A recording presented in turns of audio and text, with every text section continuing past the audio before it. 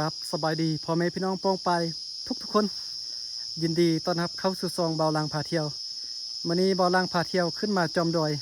มาพิชิตภูที่สูงที่สุดอยู่ในตัวเมืองหุนแขวงอุดมไซภาคเหนือประเทศลาวเนาะซึ่งว่าด้านลุ่มนั้นกาแมนหมู่บ้านคนเป็นหมู่บ้านที่อยู่กลางป่ากลางดอยเป็นหมู่บ้านน้อยๆเนาะรายล้อมด้วยทรายน้ำรายล้อมด้วยภูเขาธรรมชาติแล้วก็เป็นหมู่บ้านที่ว่าอย่างบ่ทันมีไฟฟ้าเทื่อสบานอย่างบ่เอาไฟฟ้าเข้าเทื่อแต่ว่าเส้นทางรถมาฮอดมาถึงสะดวกสบายเนาะมื้อนี้จะพามาเบิ่งบรรยากาศมุมสูง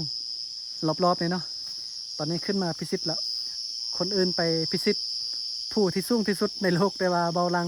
พาเที่ยวมาพิชิตผู้ที่สูงที่สุดอยู่ในบ้านของเบาลังเนาะเป็นผู้ที่ว่าผู้หน่วยนี้อยู่ในเมืองนี่สามารถเบิ่งเห็นดีขนาด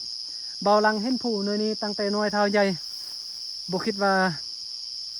ตอนใหญ่มาตอนนี้จะได้มายืนอยู่บนผู้ที่ตัวเองเบิ่งตลอดนะ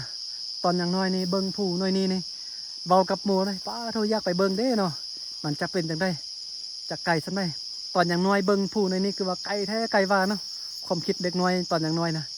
อยากหูอยากเห็นว่ามันจะเป็นจังได้ความคิดนี่คือว่าอยู่นี้มันจะเป็นอีกโลกหนึ่งเลยตอนอย่างน้อยนะเพราะว่าสมัยตะกี้บ่มีมือถือบ่มีสัญญาณโทรศัพท์บ่มีไฟฟ้าเนาะอยู่ในตัวเมืองเห็นคือว่าไกลแท้ไกลว่าตอนนี้ก็ใหญ่แล้วขึ้นมาพิชิตแล้วเนาะขึ้นมาฮอดบอลที่ตัวเองเบิ่งตอนอย่างน้อยว่ายักษ์จะมายืนอยู่จุดนี้ตอนนี้ใหญ่แล้วมาสั้นฟันตอนอย่างน้อยได้แล้วเนาะ แล้วก็อยู่ด้านล่างของในภูจะมีหมู่บ้านนี้น้อยๆอยู่นี่เนาะตอนนี้มาฮอดมาถึงมาเบิ่งแล้วเนาะตอนอย่างน้อยโอ้อยากมาเบิ่งเด้จะเป็นจังได้ตอนนี้ใหญ่แล้วได้มาฮอดมาถึงแล้วเนาะส่วนตัวเมืองแต่อยู่ด้านพุ่นเห็นบ่เบิ่งคือว่าหม้อแต่ว่าอยู่ไกลเด้ใช้เวลามาฮอดนี่ก็หลายชั่วโมง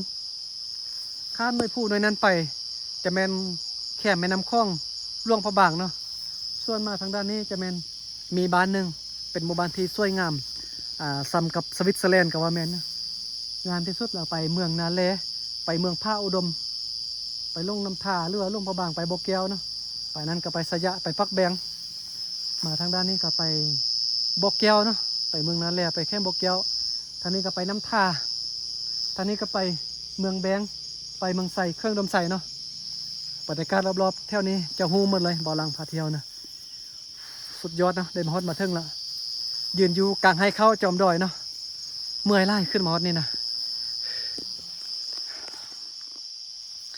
อันนั้นก็เป็นหมู่บ้านคนเนาะบ้านน้อยๆตั้งอยู่กลางป่ากลางดงกลางดอยแต่ว่าเส้นทางรถนี่มาฮอดมาถึงละมาพิชิตภูที่สูงที่สุดเนาะงามขนาด